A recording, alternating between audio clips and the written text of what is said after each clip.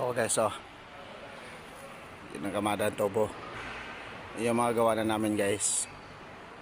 Yan. Itong area na to, yung mga wala ng laman, dating puno yan. Yung mga nakakamada sa kabila. Kaya may panibagong delivery naman.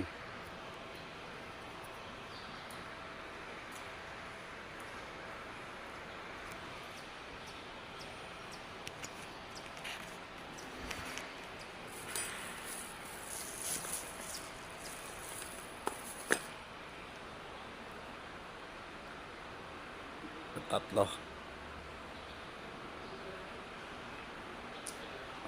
Clear na mga guys.